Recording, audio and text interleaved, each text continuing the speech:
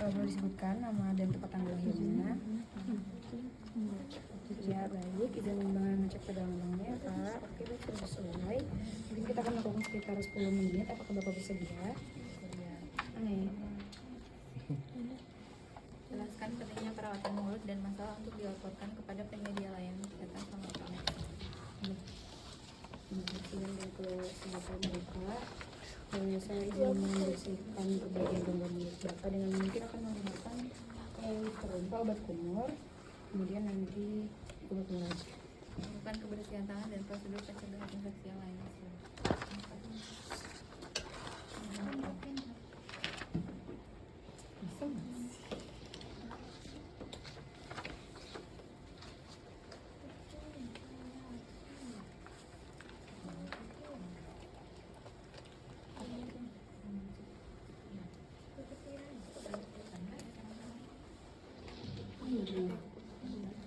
Adanya APD?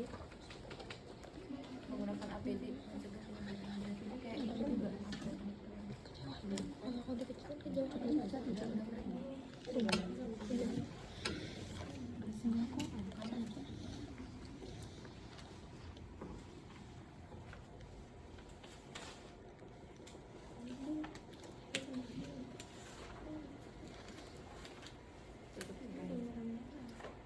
Bapak dan menjaga privasi Bapak, izinkan saya untuk menutup pintu dan tirai.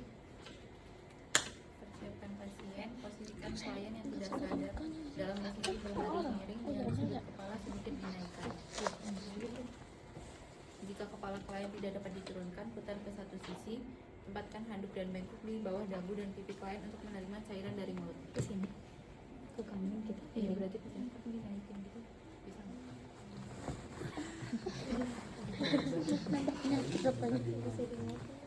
Maksudnya semicolor atau gimana Mas?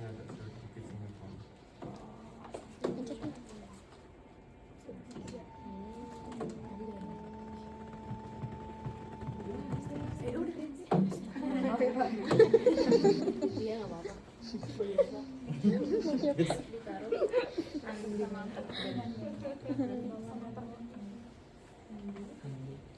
Kepala diturunkan tuh gimana ya? Itu kepala kalian tidak dapat diturunkan, diturunkan. Apa sih mereka? Di bang, no. Handuk yang bengkok di bawah dagu dan pipi. Ada di mana? Oh, kirain di sini ya. Meletakkan terlak kebalik nggak sih? Kebalik juga.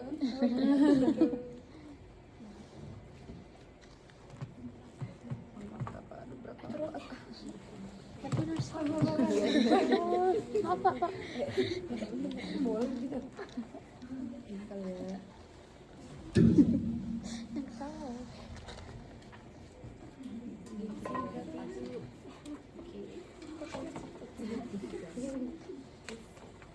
bersihkan gigi dan bilas mulut, sikat dengan lembut dan hati-hati untuk menghindari melukai. Ini buat bersih. Kalau ada bengkok,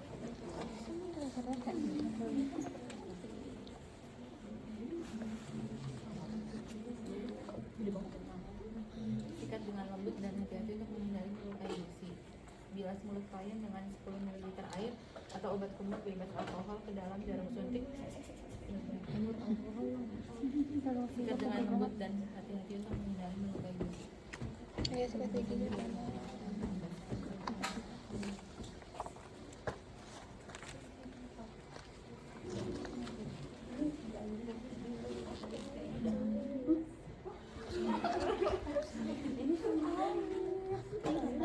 Masukin hasil aku mulutnya.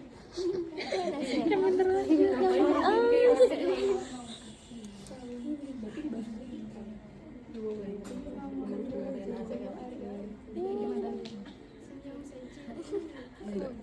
Ya anggap aja udah.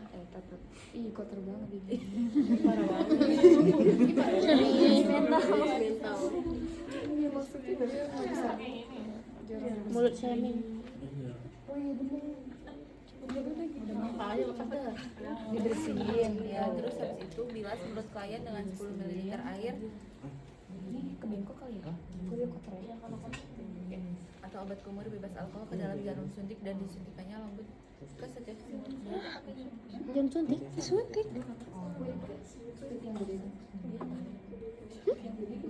Kuit WSD Yang gede. bilas mulut klien dengan 10 ml air atau obat sumur bebas alkohol ke dalam suntik dan menyuntikannya ke dalam dengan lembut ke setiap Puisinya tapi nggak ada sih. Apa? Ada seperti tangan jarum. Ya, ini kondisinya. Iya, iya, Sat, pakai jarum. Ada pasien yang sadar. Kalau sadar biasanya kita tawarkan apakah bapak mau membersihkan mulut sendiri atau dengan bantuan. Ya. Terus kemudian kalau misal tidak bisa, baru kita melakukan. Ada pasien-pasien yang tidak sadar atau pasien dengan tirah baring, tentu harus kita bantu untuk melakukan. Nah, untuk melakukan biasanya kita menggunakan bukan sikat gigi. Kalau di rumah sakit itu ada yang menggunakan sikat gigi, tapi dia ada lubang di atasnya dan kita sambungkan dengan suction. Ya, sambil diberikan cairan Listerine atau cairan pembersih mulut, biasanya sambil kita bersihkan terus kemudian disuction. Nah, kalau di ruang perawatan intensif kita melakukan oral hygiene itu untuk pencegahan infeksi pada saluran pernapasan yang disebabkan oleh ventilator. Jadi VAP, ya bedul VAP salah satunya itu oral hygiene. Jadi setiap shift kita harus melakukan oral hygiene. Oral hygiene-nya kalau sesuai dengan epidemiologis itu dengan menggunakan chlorhexidine 0,2%. Jadi bukan cairan Listerine, jadi ada cairan yang biasanya Minoset itu dia kandungannya ada chlorhexidine 0,2%. Ada warna merah dan ada warna biru. Gitu. Nah, biasanya kita anjurkan keluarga untuk mempublikasi. Gitu. Nah, pada intinya itu tanduk kan kalau sesuai dengan prosedur ditaruh di bawah dada atau kuku dagu. Ya, kalau di prosedurnya sesuai yang kalian baca itu tanduk ditaruh di mana? Di bawah dagu dan kuku. Tempatkan handu dan bengkok di bawah dagu dan kuku. Berarti di atas dada.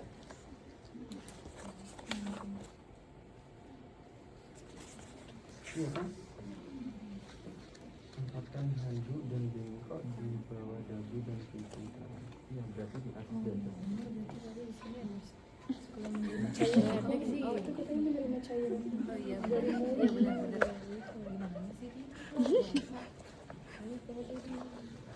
Biasanya kalau ya tinggal kita mau rapinya seperti apa, mohon maaf ya Pak ya, kita pasang seperti ini, terus kemudian kita tempatkan dagu di bengkok, terus kemudian mengikat dengan lembut dan hati-hati untuk menghindari melukai gusi.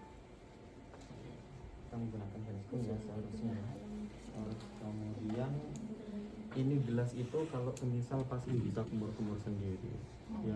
Kalau semisal nggak bisa kumur-kumur sendiri tidak memerlukan gelas, bisa menggunakan bantuan spoon.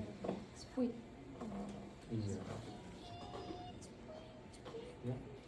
Kalau menggunakan kasa kita perlu menggunakan alat yang namanya lem dan pinset.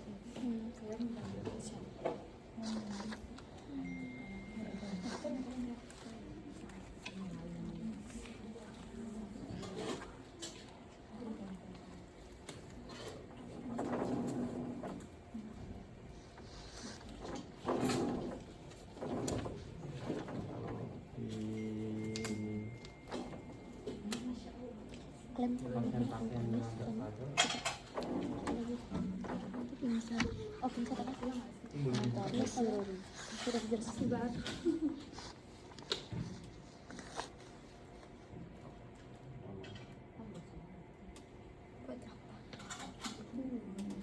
Nanti rasa dulu. Kayak min gitu nggak? Dengan ada ini. Kan ini kelasnya.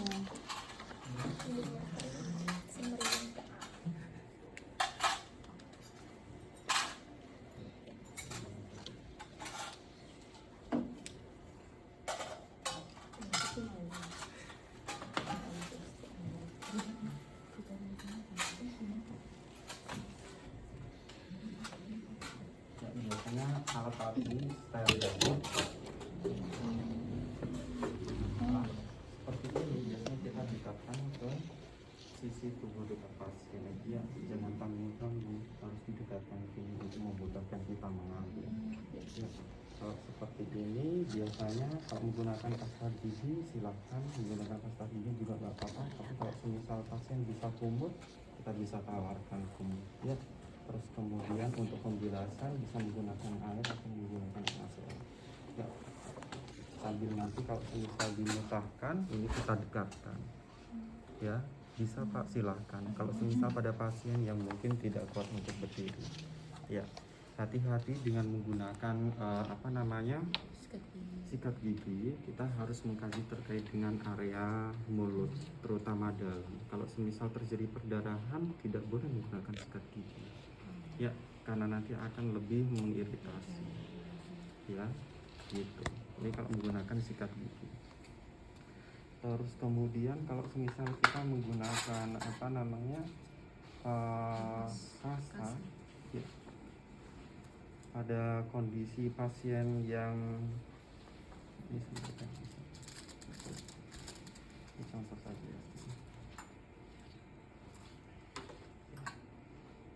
Karena di prosedur nggak ada, ini hanya sebagai contoh saja. Ini sebenarnya kita biasa jarang menggunakan Listerine, kecuali kalau misal pasien-pasien sadar biasanya menggunakan Listerine. Tujuan oral hygiene itu untuk tadi menghindari infeksi dari pernapasan. menghindari infeksi Saluran pernapasan. pernapasan. Ya. Iya. Mohon maaf Pak, kita bantu bersihkan mulut ini. Nah, kita bersihkan pada area yang paling belakang, terus kemudian sebelah kanan kita bisa ganti lagi, kita buang di bengkok, terus kemudian bisa ganti lagi pada bagian sebelah kiri, terus kemudian pada bagian lidah belakang. Ya, dan pada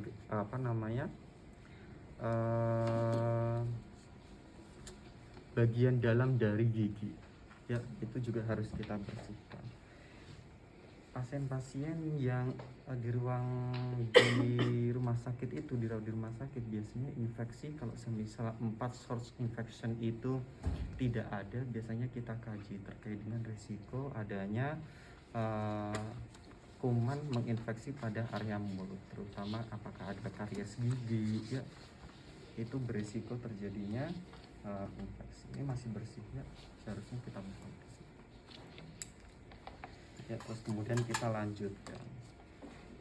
Ini kalau Listerine itu strong banget ya, jadi harus biasanya boleh bisa dibilas dengan menggunakan NaCl. Ya, gitu. Kalau Chlorhexidine yang nggak begitu strong tapi dia ada rasanya gitu. Gitu. Ya. Apa yang kita lakukan harus kita sekalian mengkaji, mengasesmen ya, dari rongga mulut apakah ada iritasi, ya, ada kemerahan, terus kemudian ada bagian yang pada giginya ada tampak karies gigi pada daerah mana. Nah, itu yang kita nanti akan laporkan. Dok, pada area mulut pada pasien itu, terutama pada pasien-pasien yang penurunan imunitas seperti pasien-pasien dengan HIV ya, atau HIV atau AIDS, itu biasanya dia akan ditumbuhi jamur candidiasis ya. Jadi kandida pada area mulut, sehingga harus kita lakukan pembersihan. Kalau kita temukan hal-hal yang seperti itu, nah kita bisa kolaborasikan, kita laporkan apakah perlu mendapatkan obat topikal yang kita berikan pada area mulut ya, gitu. Ada beberapa obat yang biasanya ini. Nah, itu adalah kolaborasi. Kolaborasi adalah di mana kita melakukan pengkajian dan kita melakukan justifikasi apa yang harus dilakukan oleh tenaga kesehatan. Bisa dipertimbangkan apakah bisa dilakukan atau tidak. Gitu. Ya. setelah itu misal di sini masih ada ini, kita bisa menggunakan ini. Gitu caranya. Terus kemudian kita sisihkan. Kalau semisal mau ini dari sini juga bisa, atau mungkin kita bisa narik dari bawah juga bisa. Ya. Dari atas, atau kita mau pasang dari tadi ke atas ke bawah. Ya. Seperti itu. Perlak dan pengalas ini pun juga sebenarnya bisa kita setting dengan menggunakan melipat seperti itu. Kita siapkan dulu seperti itu.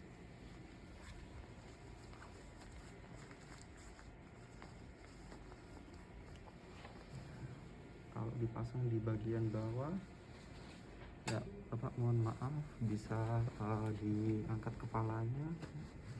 Kita pasang ini kan lebih memudahkan dibandingkan kita harus kelihatan tampak rapi. Ya.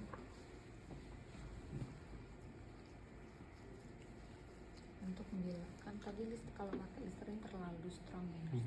Kalau Boleh ngebilasnya bisa kayak gimana? dengan menggunakan NaCl juga bisa, menggunakan apa namanya, air juga, air apa bides ya. Oh, tapi caranya sama kayak memasukkan Listerine tadi. Sama. Kalau ada pasien yang mengalami kelemahan refleks menelan, jangan sekali-sekali kita memasukkan cairan dengan menggunakan squid apapun ke dalam mulut pasien ya. Resiko terjadi aspirasi. Ya, makanya pada pasien-pasien yang tidak sadar kita bisa menggunakan kasa untuk melakukan perawatan luka. Termasuk pada kondisi adanya luka semisal apa namanya, sariawan. Kalau semisal ada obat topikal ya kita harus berikan. Ya. Gitu. Apotil, terus kemudian ada Nystatin. Biasanya kalau kondisi pasien mulutnya sangat kotor sekali, dipenuhi oleh jamur, biasanya diberikan Nystatin. Gitu. Mulut kalau semisal di prosedur itu ada gliserin, silakan diberikan agar tidak terlalu kering. Biasanya kalau kita di rumah sakit hanya menggunakan madu ya, karena gliserin di sana digunakan hanya untuk apa namanya, hupnah. Tahu kan hupnah ya? Hupnah itu memasukkan gliserin atau gel melalui anus untuk membantu defekasi ya, ya. Kalau semisal ini yang kotor ya harus dipisahkan sama yang kotor sambil dirapikan ya. Mohon maaf ya, saya ambil perlaknya ya. Sambil kita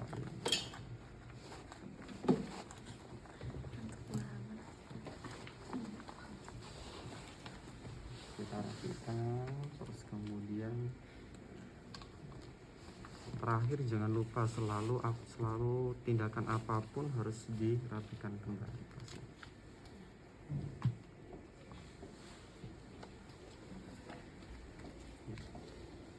Sudah itu. Terus kemudian kalau pasiennya sadar, kita kaji terkait dengan evaluasi respon apa yang dirasakan saat ini, gimana setelah dilakukan tindakan, apa yang dirasakan Bapak saat ini ya. Terus kemudian setelah ini kita melakukan tindakan apa lagi? Sampulnya sudah ada alatnya.